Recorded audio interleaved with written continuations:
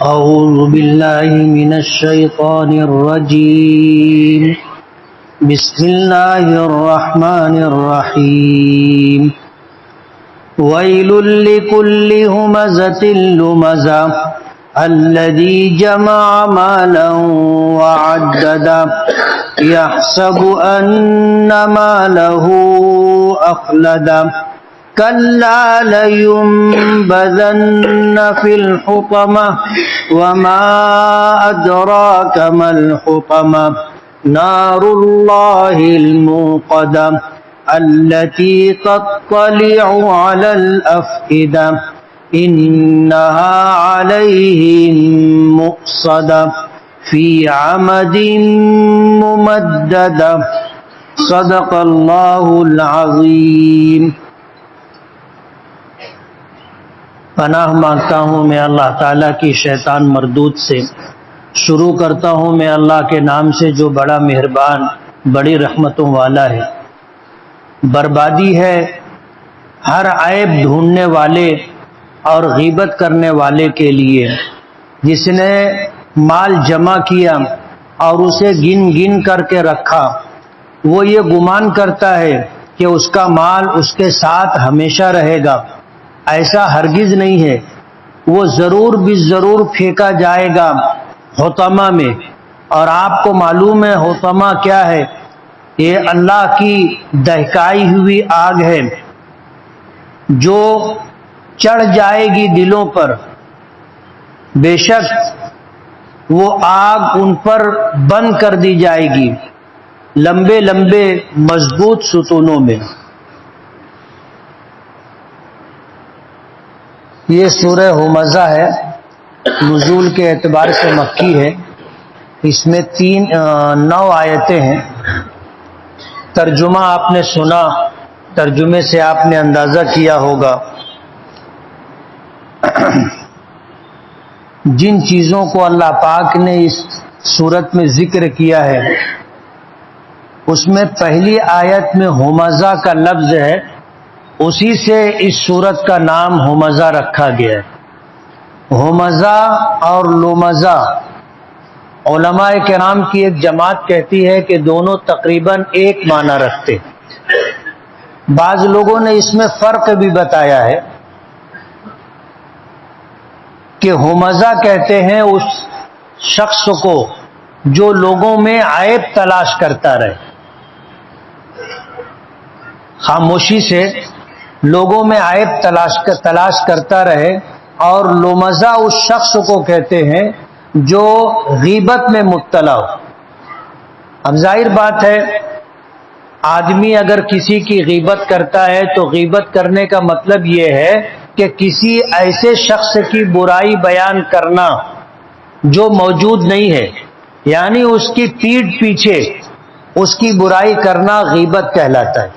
نبی کریم صلی اللہ علیہ وسلم سے غیبت کرنے والے کے بارے میں جب شدید بیانات سامنے آئے تو ایک صحابی نے پوچھا کہ اللہ کے رسول، جس شخص کے بارے میں اس کی غیر موجودگی میں بات کہی جا رہی ہے، اگر وہ بات واقعی اس میں پائی جاتی ہے تو حضور نے فرمایا تبھی غیبت ہے۔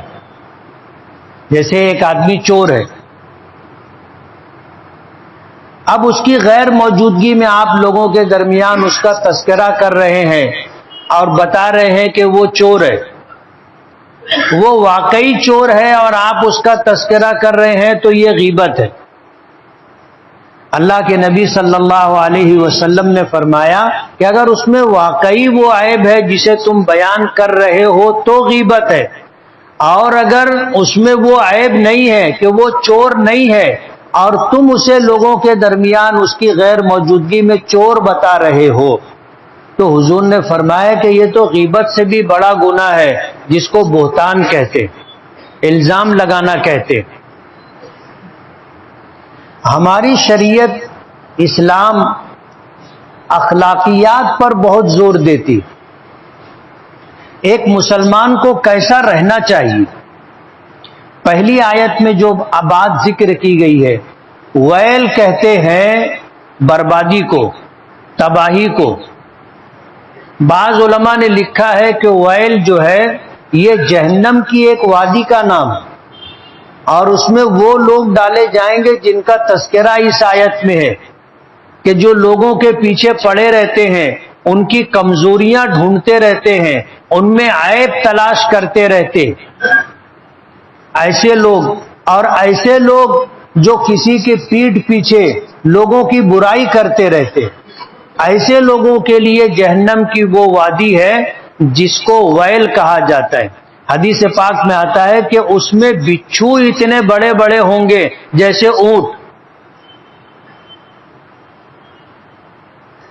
تو اسلام اخلاقیات پر بہت زور دیتا ہے۔ حدیث پاک میں آتا ہے کہ مومن جھوٹ نہیں بول سکتا، مومن جھوٹ نہیں بول سکتا۔ اب ظاہر بات ہے کہ حضور نے جو بات فرمائی ہے، اب اگر کوئی جھوٹ بول رہا ہے تو اس کا مطلب یہ ہے کہ اس کے پاس ایمان نہیں ہے۔ اچھا، یہ بات میری نہیں ہے، کسی اور انسان کی نہیں ہے، یہ بات تو نبی کریم صلی اللہ علیہ وسلم کی ہے۔ اگر اللہ کے نبی صلی اللہ علیہ وسلم یہ کہہ رہے ہیں کہ مومن جھوٹا نہیں ہو سکتا، اگر وہ جھوٹا ہے تو اس کا مطلب یہ ہے کہ اس کے پاس ایمان نہیں ہے یا اس کا ایمان کمزور ہے۔ اس طرح کی جو باتیں قرآن کریم کی آیات میں یا احادیث مبارکہ میں ملتی ہے، وہ اس بات کی طرف نشاندہی کرتی ہے کہ ایک مومن کو با اخلاق ہونا چاہیے۔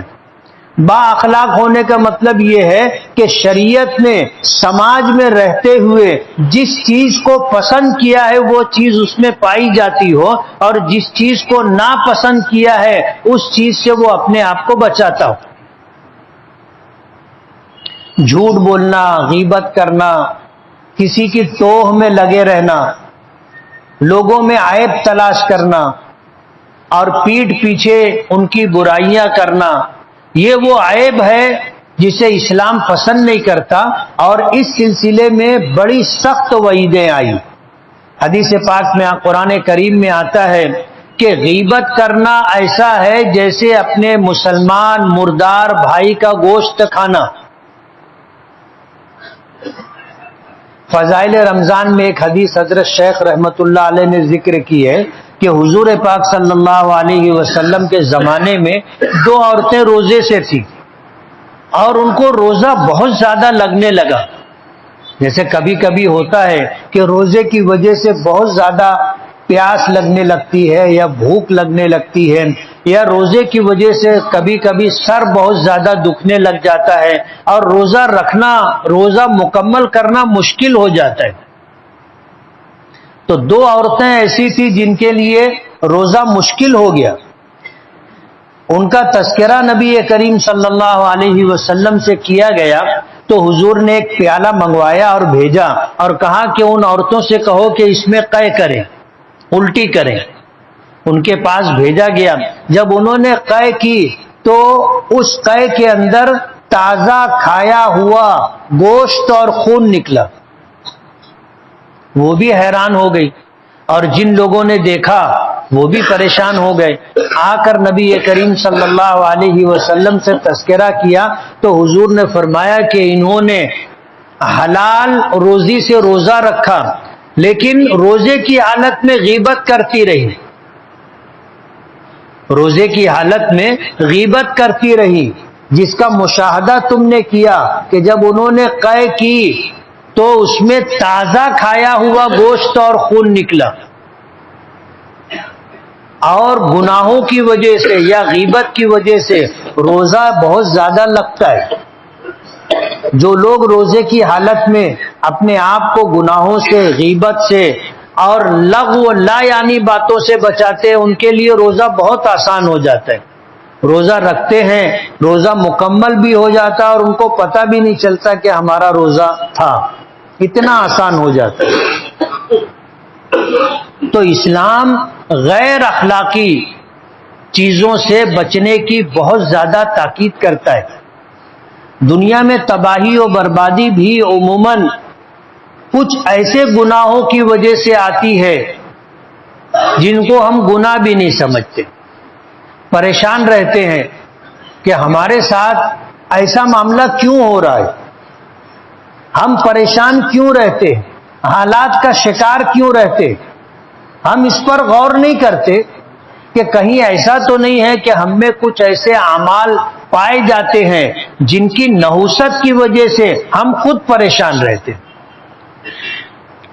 تو ویل کے ایک معنی جہنم میں ایک وادی ہے جس میں تجسس میں رہنے والے، ٹوہ میں رہنے والے، عیب ڈھونڈنے والے اور غیبت کرنے والے لوگوں کو ڈالا جائے گا۔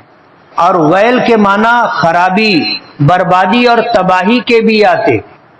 ظاہر بات ہے کہ اس کی اصل سزا تو آخرت میں ملے گی، اس کی اصل سزا آخرت میں ملے گی، لیکن دنیا میں بھی اس کا وبال بھگتنا پڑتا ہے، اور آدمی پریشان رہتا ہے کہ کیوں میرے ساتھ ایسا ہو رہا ہے۔ بربادی ہے، تباہی ہے ہر اس شخص کے لیے جو عیب ڈھونڈنے والا اور غیبت کرنے والا ہو۔ تیسری خرابی ذکر کی، الذی جمع مالا وعددا، جو مال جمع کرتا جائے اور گن گن کر کے رکھتا جائے، خرچ نہ کرے، اپنے اوپر بھی خرچ نہ کرے، لوگوں پر بھی خرچ نہ کرے اور اللہ کے راستے میں بھی نہ دے۔ بخیل جس کو کہتے ہیں کہ مال آتا ہے تو وہ اپنے اوپر بھی خرچ نہیں کرتا، کھانے پر خرچ نہیں کرتا، کپڑوں پر خرچ نہیں کرتا، ضروریات پر خرچ نہیں کرتا، بیوی بچوں پر خرچ نہیں کرتا، مال جمع کرتا ہے اور اس کو بڑھاتا رہتا ہے۔ جب رات میں سب سو جاتے تو پھر وہ تجوری کھولتا اور مال دیکھتا، تھپی در تھپی برابر ہے کہ نہیں، کتنا ہے، گنتا رہتا ہے، وہ جمع کرتا رہتا ہے اور وقتاً فوقتاً گنتا رہتا ہے۔ حضور نے اس سے منع کیا ہے، حضور نے منع کیا۔ جو لوگ مال جمع کرتے ہیں اور اس کو گنتے رہتے ہیں، ان میں مال کی محبت بڑھتی جاتی ہے اور وہ بخیل سے بخیل تر ہوتے چلے جاتے، حتیٰ کہ وہ اپنے اوپر بھی خرچہ نہیں کرتے۔ دوسروں پر کیا خرچہ کریں گے، اللہ کے راستے میں کیا خرچہ کریں گے، خود پر بھی خرچہ نہیں کرتے۔ برائی بیان کی، الذی جمع مالا وعددا، جو مال جمع کرتے ہیں اور گن گن کر کے رکھتے رہتے ہیں، خرچہ نہیں کرتے۔ فی نفسہ، مال جمع کرنا برا نہیں ہے، اب اللہ نے دیا ہے، ظاہر بات ہے جو ہمارے نصیب و مقدر میں اللہ نے لکھ دیا ہے وہ ہم کو ملے گا، اور اللہ نے کسی کے لیے غریبی مقدر کر دی ہے، کسی کے لیے امیری مقدر کر دی ہے۔ غریب لاکھ جتن کرتا ہے کہ اس کے پاس مال آئے، نہیں آتا، اور امیر آدمی کوشش بھی نہیں کرتا، مال آتا رہتا ہے اس کے پاس۔ تو فی نفسہ، مال جمع کرنا یا اس کو گننا برا نہیں ہے۔ اللہ پاک اس میں اس بات کو بیان کرنا چاہتے ہیں کہ وہ مال گن گن کر رکھتا رہتا ہے، نہ اپنی ذات پر خرچ کرتا ہے، نہ اللہ کے راستے میں خرچ کرتا ہے۔ اگر کسی کو اللہ نے مال دیا ہے اور اس کو گننے کا شوق ہے تو وہ گنتا رہے، لیکن اگر وہ اپنے اوپر خرچ کر رہا ہے اور جو حقوق اس پر بندوں کے ہے وہ بھی ادا کر رہا ہے اور سالانہ زکوٰۃ، صدقات، عطیات بھی دیتا رہتا ہے، تو فی نفسہ مالدار ہونا برا نہیں ہے، نہ خرچ کرنا برا ہے۔ یحسب ان مالہ اخلدا، اور وہ یہ گمان کرتا ہے کہ یہ مال ہمیشہ میرے پاس رہے گا۔ بعض مفسرین نے اس کی تفسیر میں یہ بات ذکر کی ہے کہ وہ یہ سمجھتا ہے کہ اس مال کی بدولت میں ہمیشہ زندہ رہوں گا، یعنی مال رہے گا تو میں ہمیشہ رہوں گا، وہ ایسا سمجھتا ہے۔ اور لفظی ترجمہ وہ یہ گمان کرتا ہے کہ اس کا مال اس کے پاس ہمیشہ رہے گا، ایسا نہیں ہے۔ حضور نے فرمایا المال غاد وراح، مال آنے جانے والی چیز کا نام ہے۔ اب اگر آپ کی جیب میں بہت پیسہ ہے، آپ ہوٹل پر گئے اور پیسہ نہیں نکالنا چاہتے تو آپ کو چائے ملے گی؟ نہیں ملے گی. دکان پر گئے, کوئی سامان آپ خریدنا چاہتے ہیں اور پیسہ نہیں دینا چاہتے, تو وہ سامان آپ خرید سکتے؟ نہیں خرید سکتے. مال خرچہ کریں گے تو آپ سامان خرید سکیں گے. تو مال آنے جانے والی چیز کا نام ہے. مال آتا ہے جاتا ہے تو ہماری ضرورتیں پوری ہوتی ہیں. اب اگر مال نہ آئے یا مال آ گیا اور ہم خرچہ نہ کریں تو بھوکے مر جائیں گے, ننگے رہنا پڑے گا, مکان سے محروم ہو جائیں گے, سواری سے محروم ہو جائیں گے, لوگوں کے درمیان بے عزت ہو جائیں گے. تو مال آنے جانے والی چیز کا نام ہے. مال کسی کے پاس سے آتا ہے اور ہمارے پاس سے کسی کے پاس جاتا ہے. مال ہمیشہ نہیں رہتا, کبھی کم ہوتا ہے, کبھی زیادہ ہوتا ہے, کبھی ختم ہو جاتا ہے اور کبھی بہت زیادہ ہو جاتا ہے. اب آدمی یہ سمجھے کہ آج جو میرے پاس مال ہے یہ ہمیشہ میرے ہی پاس رہے گا, ایسا نہیں ہے. کلا, ان برائیوں کی وجہ سے کہ ایک آدمی لوگوں میں عیب ڈھونڈتا ہو, توہ میں لگا رہتا ہو اور غیبت کرتا ہو اور مال سے اتنی محبت کرتا ہے کہ وہ مال خرچ بھی نہیں کرتا, بخل کی انتہا تک پہنچ جائے, تو اللہ پاک فرماتے ہیں کہ یہ حطمہ میں ضرور بھی ضرور ڈالا جائے گا. حطمہ کہتے ہیں ایسی آگ جو آدمی کو توڑ پھوڑ ڈالے, چتھڑے اڑا دے, ایسی آگ. جہنم میں ایسی آگ ہوگی. ظاہر بات ہے دنیا کی آگ کو ہم دیکھتے ہیں, اس میں توڑ پھوڑ دینے کی صلاحیت نہیں ہے. توڑ پھوڑ دینے کی صلاحیت تو ایٹم بم میں کہ چتھڑے اڑا دیتی. دنیا کی آگ میں یہ بات نہیں ہے, لیکن آخرت کی آگ میں یہ بات ہوگی. کلا,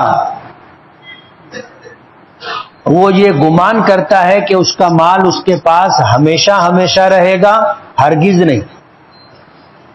لَيُنبَذَنَّ فِي الْحُطَمَةِ, ایسے لوگوں کو جہنم میں اس آگ میں جو رون دینے والی ہو یا توڑ پھوڑ دینے والی ہو, ایسی آگ میں ڈالا جائے گا. اور آپ کو معلوم ہے حطمہ کیا ہے, کیسی آگ ہے؟ فرمایا نار اللہ الموقدہ, یہ اللہ کی دہکائی ہوئی آگ ہے.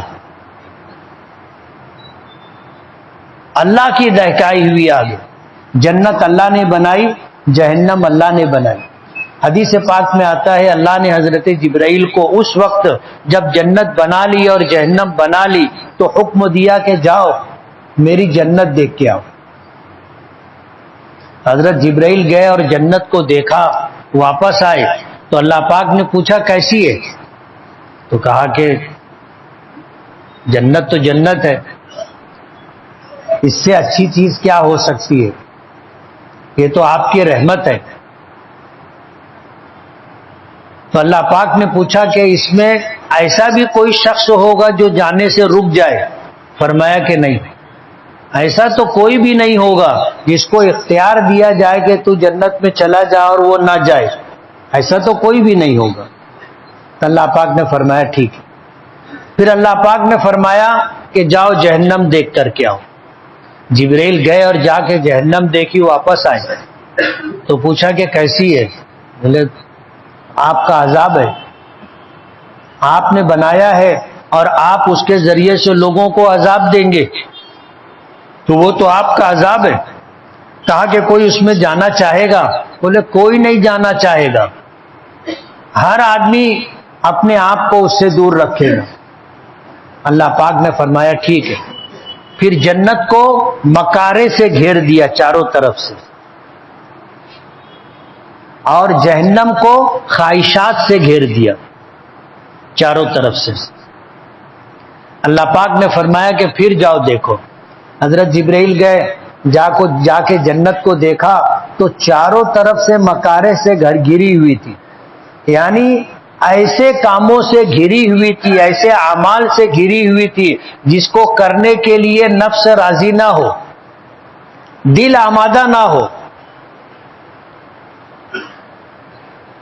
فجر کی اذان ہوگی, نرم گرم بستر چھوڑ کر کے آدمی کو مسجد آنا پڑے گا. دل مانتا ہے؟ دل تو یہ چاہتا ہے کہ بہت اچھا موسم ہے، کمبل میں لپٹ کر کے آدمی سوتا رہے. مکارے ایسی چیزیں جس کو کرنے سے نفس پیچھے ہٹتا ہے. پھر اللہ پاک نے کہا کہ جہنم دیکھو گئے تو اسے خواہشات سے گھیر دیا تھا. من مانی زندگی، جو دل چاہے وہ کرو. حضرت جبرائیل واپس آئے تو اللہ پاک نے پوچھا کہ اب؟ بولے اب جنت میں جانا بہت مشکل ہے. جنت میں جانا اب بہت مشکل ہے کہ آدمی خلاف طبیعت چیزوں کو اللہ اس کے رسول کی رضا کے لیے کرنا چاہے. دل نہیں چاہتا، بستر نہیں چھوڑتا. ساتھیوں کا گروپ ہے، ساتھیوں کے ساتھ بیٹھے ہوئے ان کو چھوڑ کر کے مسجد آنا دل نہیں چاہتا. بولے اب جنت میں جانا مشکل ہے. کہا کہ جہنم میں؟ بولے جانا بہت آسان ہو گیا ہے. آدمی من چاہی زندگی گزارے، جو دل چاہے، اللہ اس کے رسول کے حکم کی خلاف ورزی کرتے ہوئے جو دل چاہے وہ کرتا رہے. اور آدمی اپنا جائزہ لے. جب نیکی کرنے کے لیے دل آمادہ نہ ہو تو یہ سمجھ لینا کہ یہ جنت میں جانے سے روکنے کا سبب ہے. اور جب اللہ اس کی رسول کی نافرمانی کرنے کے لیے دل آمادہ اور تیار ہو تو سمجھ لینا چاہیے کہ جہنم میں لے جانے والا راستہ ہے. فرمایا نار اللہ الموقدہ، یہ اللہ کی دہکائی ہوئی آگ ہے. التی تطلع علی الافئدہ، اور یہ دل پر چڑھتی چلی جائے گی، دل پر چڑھتی چلی جائے گی. دنیا کی آگ بھی جلاتی ہے لیکن دل تک نہیں پہنچ پاتی. دل تک پہنچے اس سے پہلے آدمی مر جاتا. یعنی جب آگ لگی اور کوئی آدمی آگ میں پھنس گیا تو یہ آگ اس کو جلا رہی ہے لیکن دل تک نہیں پہنچ پاتی. دل تک پہنچنے سے پہلے آدمی مر جاتا ہے. لیکن جہنم میں ایسا ہوگا کہ وہ آگ دل تک پہنچ جائے گی. وجہ اس کی یہ ہے کہ آخرت میں موت نہیں ہے. آدمی مرنا بھی چاہے گا تو موت نہیں آئے گی. اس لیے یہ آگ دل تک پہنچ جائے گی. کتنی اذیت اور تکلیف ہوگی ہم اندازہ بھی نہیں کر سکتے، لیکن موت نہیں آئے گی. التی تطلع علی الافئدہ، یہ آگ ایسی ہوگی جو جہنمیوں کے دلوں تک پہنچ جائے گی. انہا علیہم مؤصدہ، اور یہ آگ ان پر بند کر دی جائے گی. سائزنگ میں بوائلر دیکھے ہو، ایک دروازہ ہوتا ہے، اس کو کھولتے ہیں اور پھر اس میں لکڑی اکڑی ڈال کر کے پھر بند کر دیتے. اگر کسی انسان کو اس میں ڈال کر کے بند کر دیا جائے تو جہنم میں ایسا ہی ہوگا. جہنمیوں کو جب جہنم میں ڈالا جائے گا تو وہ اپنی مرضی سے ادھر ادھر بھی نہیں ہو پائیں گے. آگ ان پر ایسے ڈال کر کے بند کر دی جائے گی. انہا علیہم مؤصدہ، یہ آگ ان پر بند کر دی جائے گی. فی عمد ممددہ، لمبے لمبے ستونوں میں، ان کو ستونوں میں باندھ دیا جائے گا. جب جہنمیوں کو جہنم میں ڈالا جائے گا تو آگ میں ان کو باندھ دیا جائے گا، وہ ہل بھی نہیں پائیں گے. جہاں ان کو ڈالا جائے گا وہاں سے نکل بھی نہیں پائیں گے.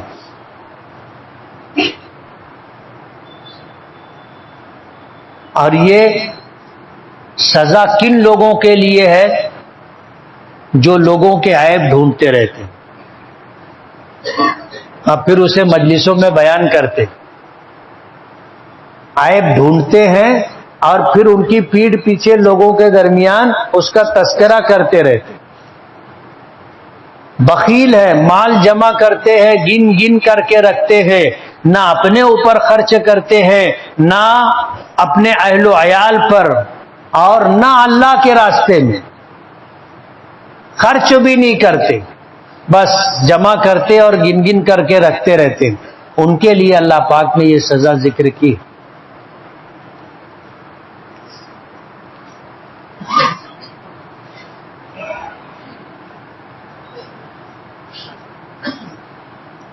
موجودہ حالات میں ہندوستان میں مسلمانوں پر بہت ظلم کیا جا رہا ہے، تو ہمارے علماء جہاد کا فتویٰ کیوں نہیں دیتے؟ اور آج کے مسلمان نوجوانوں میں جذبہ جہاد کیوں نہیں ہے؟ یہ تو تم کو بتانا چاہیے کہ کیوں نہیں ہے. جہاد آسان بات نہیں ہے. جہاد کے معنی یہ ہے کہ اچھائی کو باقی رکھنے کے لیے یا بھلائی کے وجود کے لیے آدمی کوشش کرے، اور آخری کوشش یہ ہے کہ اس کے لیے اپنی جان دے دے. اس کو جہاد کہتے. حضرت مولانا سید اسد مدنی رحمت اللہ علیہ سے کسی نے پوچھا تھا کہ حالات اتنے خراب ہیں، جمعیت علماء کے آپ صدر ہیں، آپ جہاد کا فتویٰ کیوں نہیں دیتے؟ تو فرمایا کہ تم 50,000 افراد ایسے لا کے مجھے دے دو جو میرے ایک اشارے پر مرنے کے لیے تیار ہو جائیں، تو میں جہاد کا فتویٰ دے دوں گا. ایک آدمی بھی نہیں آیا نا. اب جہاد کا فتویٰ دے دیں گے، کرنے والا بھی تو چاہیے نا. اب آپ خود ہی لکھ رہے ہو کہ نوجوانوں میں جذبہ نہیں ہے، تو پھر جہاد کا فتویٰ علماء کرام کیسے دیں گے؟ دنیا میں کتنے مذاہب ہیں اور کتنے دھرم ہیں اللہ ہی جانتا ہے، مجھے نہیں معلوم. میں استخارہ کرتا ہوں پر غلط ہو جاتا ہے، اس کا صحیح طریقہ بتائیں. استخارے کا صحیح طریقہ وہ جو مقبول اور مسنون دعائیں ہیں، اور بھی کتابوں میں آپ کو مل جائے گا کہ رات میں سونے سے پہلے اچھی طرح وضو کر کے 2 رکعت نماز صلاۃ استخارے کی نیت سے پڑھیں اور اللہ سے دعا کریں. استخارے کی دعا پڑھیں، اللہ سے دعا کریں کہ میری شادی لگ رہی ہے فلاں جگہ، میرے لیے اس میں بھلائی اور خیر ہے یا نہیں. تو اشارہ مل جائے گا یا صراحتاً آپ کو دکھائی دے دے گا کہ آپ کی شادی ہو رہی ہے، بارات نکلی ہے، آپ کے گھر لوگ جمع ہیں، ایسا اشارہ مل جائے گا. آپ نوشہ بن رہے. یا دوسرا اشارہ مل جائے گا کہ تمہاری شادی کی تم تیاری کر رہے تھے، کسی نے آگے منع کر دیا. حضرت مولانا پیر ذوالفقار نقشبندی کے متعلق کوئی معلومات بتلائیے کہ یہ شخصیت کون ہے اور ان کا مقام کیا ہے. اللہ کے ایک ولی ہیں، پاکستان کے رہنے والے ہیں، ہندوستان میں بھی بہت سارے لوگ ان سے بیعت ہے.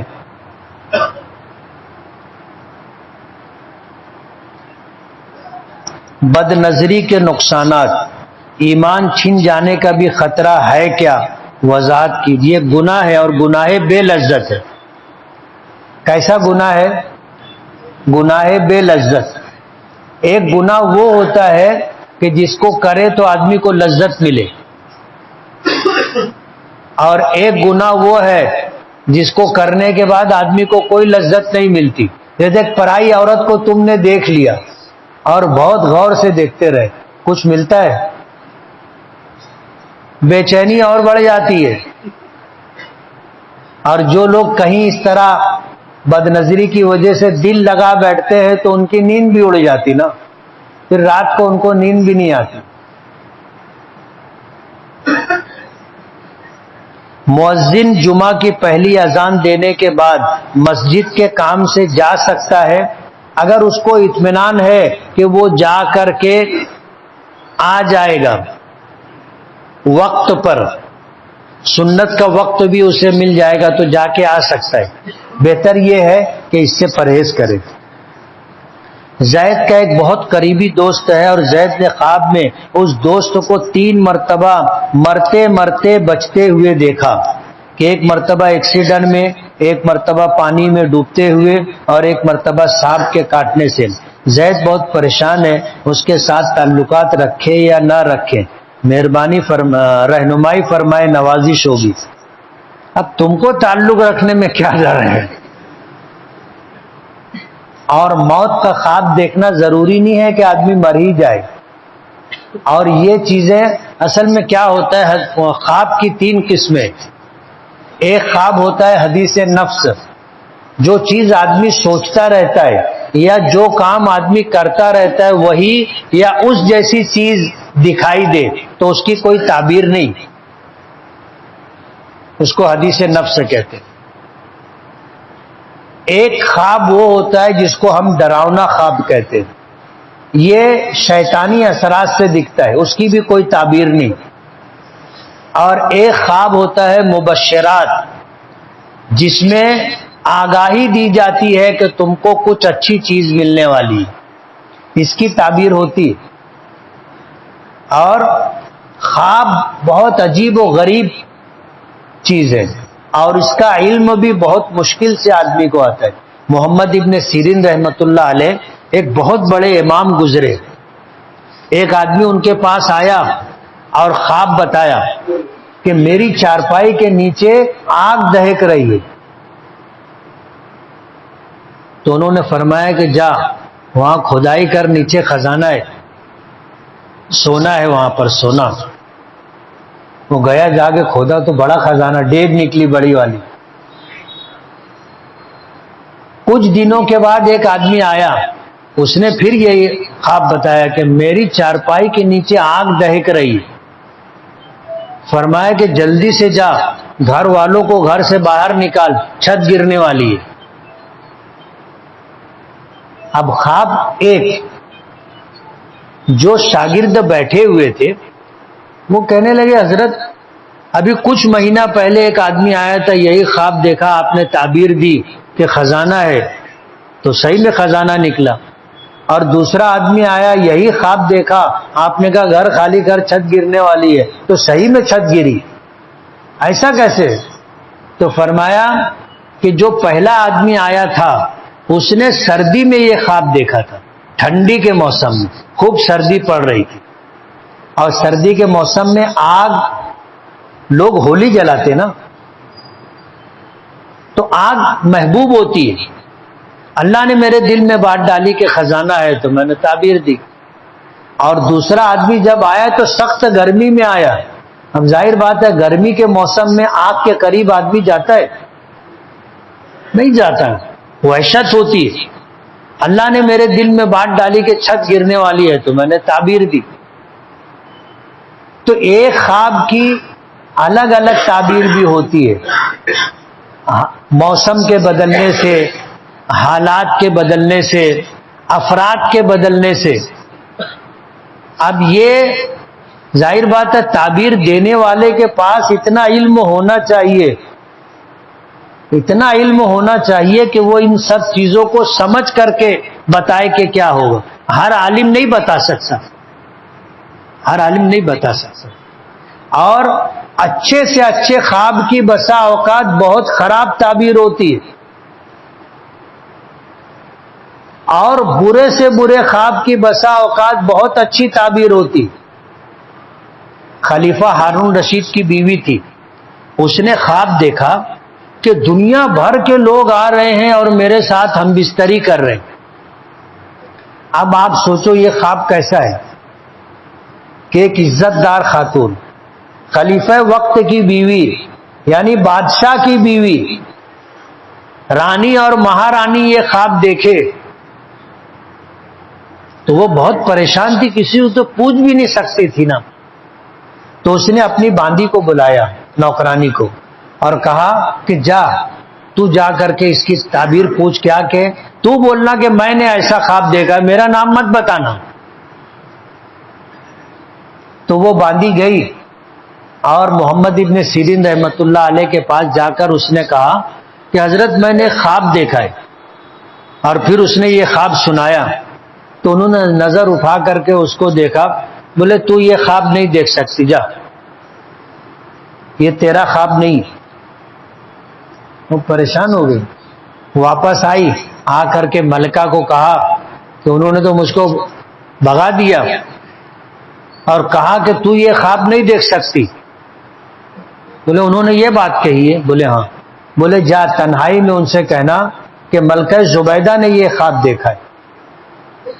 تو وہ گئی اور تنہائی میں جا کر کہا کہ حضرت یہ خواب خلیفہ وقت کی بیوی ملکہ زبیدہ نے یہ خواب دیکھا ہے۔ بولے ہاں وہ یہ خواب دیکھ سکتی ہے، تو نہیں دیکھ سکتی۔ بولے تعبیر؟ بولے اللہ اس سے ایسا کام لے گا جس سے دنیا بھر کے لوگ فائدہ اٹھائیں گے۔ تو اللہ پاک نے جب وہ حج پر گئی اور حاجیوں کو پانی کی تکلیف دیکھی تو اس نے نہر زبیدہ بنوائی۔ آج بھی اس کے باقیات ہیں۔ مکہ مکرمہ سے 80 میل کے فاصلے پر وہاں پر ایک چشمہ ہے، زمین سے پانی ابلتا ہے، اس نے وہاں سے نہر بنوائی جو مکہ مکرمہ ہوتے ہوئے منا مزدلفہ عرفات تک گئی۔ تو دنیا بھر کے لوگ حج کے لیے آتے تھے اور اس پانی سے فائدہ اٹھاتے تھے۔ اب خواب تو کتنا برا ہے، تعبیر کتنی اچھی۔ تو کبھی خواب بہت برا ہوتا ہے، تعبیر بہت اچھی ہوتی، اور کبھی خواب بہت اچھا ہوتا ہے اور تعبیر بری ہوتی۔ تو یہ ہر شخص کے پاس یہ علم نہیں ہوتا۔ مفتی صاحب گھر میں اگر کوئی عورت کسی نامحرم سے فون پر بات کرتی ہو تو کیا گھر کے سرپرست کو بتا دینا چاہیے؟ اگر بتایا گیا تو یقیناً گھر ٹوٹ جائے گا، تو کیا بتا دینا چاہیے؟ گناہ کیا بتا دے، گناہ تو نہیں ملے گا۔ جو یہ حرکت کرتی ہے اس کو پہلے روکنا چاہیے کہ دیکھ تو یہ کام بند کر، نہیں بند کرے گی تو میں پھر بول دوں گا، تیرے شوہر کو بول دوں گا، تیرے باپ کو بول دوں گا، گھر خاندان کے بڑے کو بول دوں گا۔ اس کے بعد بھی اگر وہ نہ مانے تو آپ اچھے انداز میں بتا سکتے ہیں۔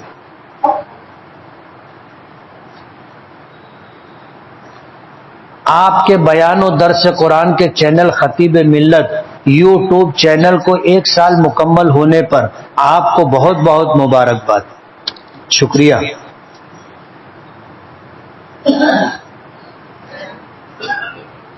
کسی کافر یا غیر مسلم کے لیے دعا کرنا کیسا ہے؟ کر سکتے ہیں، دعا کریں کہ اللہ اس کو ہدایت دے دے۔ سب سے اچھی دعا اس کے لیے یہ، اگر کوئی شخص کوئی گناہ کسی شخص سے بار بار ہوتا ہو اور وہ ہر بار توبہ و استغفار کرتا ہو اور یہ سوچتا ہو کہ اس بار میں یہ گناہ چھوڑوں گا پھر بھی نہیں چھوٹتا تو کیا کرنا چاہیے؟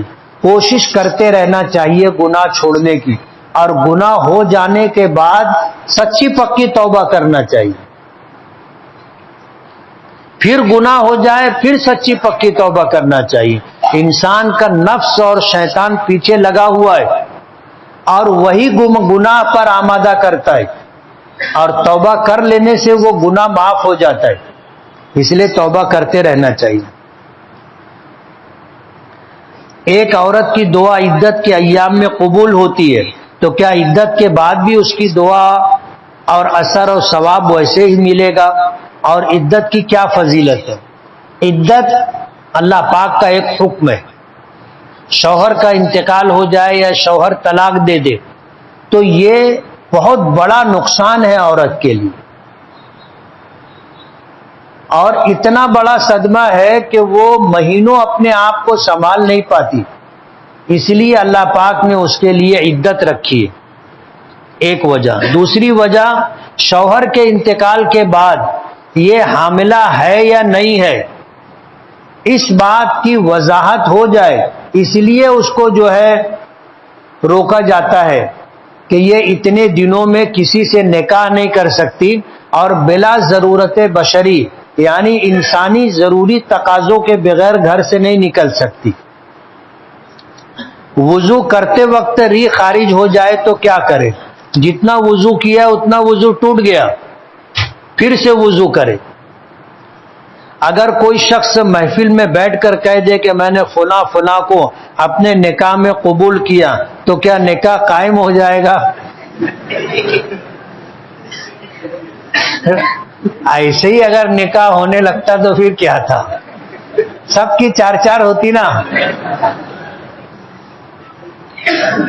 نکاح کے لیے ایجاب اور قبول دونوں ضروری ہے، اور ایجاب و قبول کے لیے دو گواہوں کا، دو مرد عادل گواہوں کا ہونا ضروری ہے، اور اگر ایک مرد ہے تو ایک مرد اور دو عورتوں کا گواہ ہونا ضروری ہے۔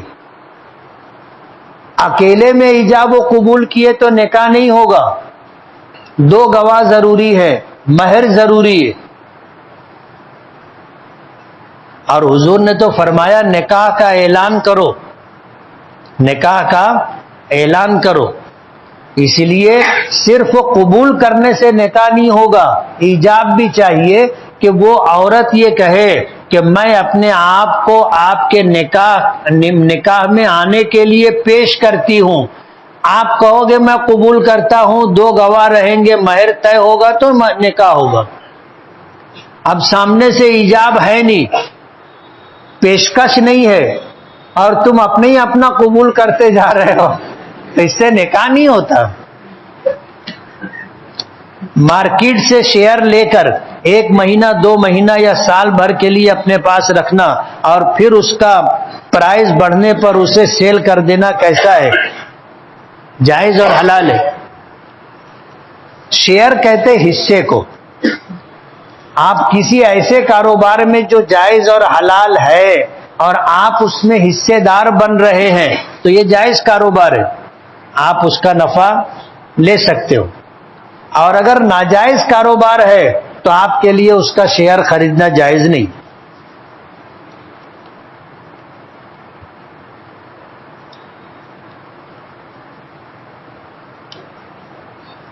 ایک دن میں مسجد میں سبق یاد کرنے گیا تھا، گرمی لگ رہی تھی تو میں نے پنکھا چلا لیا۔ ایک آدمی آیا اور بولا کہ پنکھا تو نے چالو کیا ہے؟ تو میں بولا کہ ہاں۔ تو وہ بولا تجھ کو اس کا حساب دینا پڑے گا۔ یہ بات صحیح ہے کیا؟ مسجد اللہ کا گھر ہے اور یہاں لائٹ اور پنکھا عبادت کرنے والوں کے لیے، کس کے لیے؟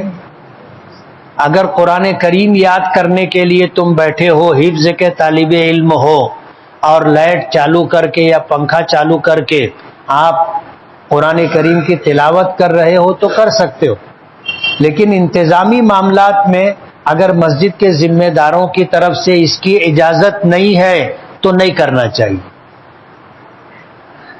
سمجھ رہے ہو؟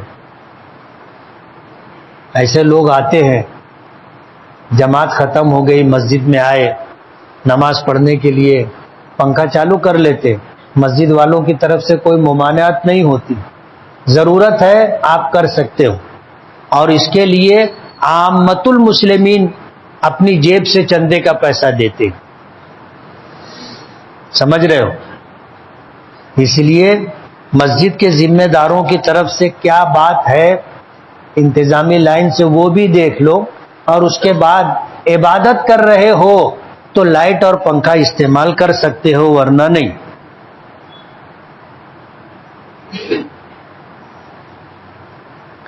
امام صاحب کی 2 رکعت ہو گئی، ہم مسجد میں آئے اور نماز میں شامل ہو گئے، تو جب امام آخری رکعت کے قاعدے میں بیٹھا ہوگا تو ہمیں التحیات پڑھ کر درود ابراہیم پڑھنا ہے یا نہیں؟ اگر ہماری کوئی رکعت چھوٹ گئی ہے اور ہم مسجد میں آئے، جماعت میں شامل ہو گئے، امام جو قاعدہ اخیرہ میں بیٹھا ہے تو ہم صرف التحیات پڑھ کر کے خاموش ہو جائیں گے، درود شریف اور دعائے معصورہ نہیں پڑھیں گے، اس لیے کہ یہ ہمارا قاعدہ اخیرہ نہیں ہے، ہماری تو کچھ رکعت باقی رہ گئی ہے، ہمارا قاعدہ اخیرہ بعد میں آئے گا، یہ ہمارا قاعدہ درمیان کا ہے، اس لیے صرف التحیات پڑھیں گے۔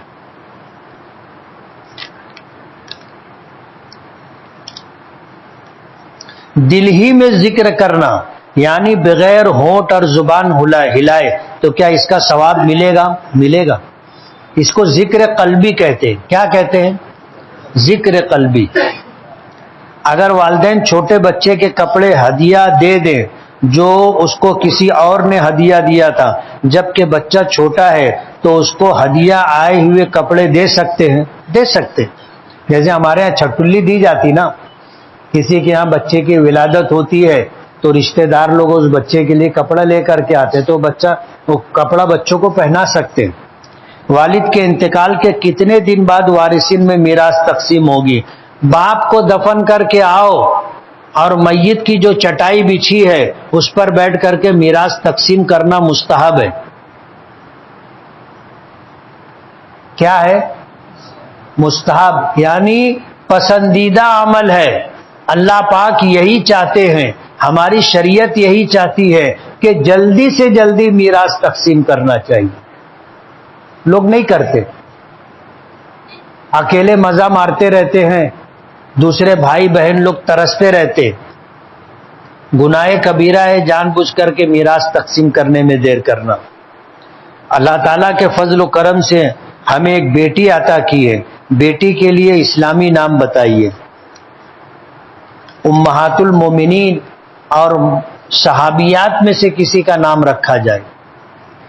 اپنے شہر کے ایک مدرسے میں معلمہ کے مدرسہ لیٹ آنے یا ناغہ کرنے پر مدرسے کے ذمہ دار کی جانب سے ایسا ہے کہ تنخواہ میں سے کچھ رقم کاٹ لی جاتی ہے، ایسا کرنا کیسا ہے؟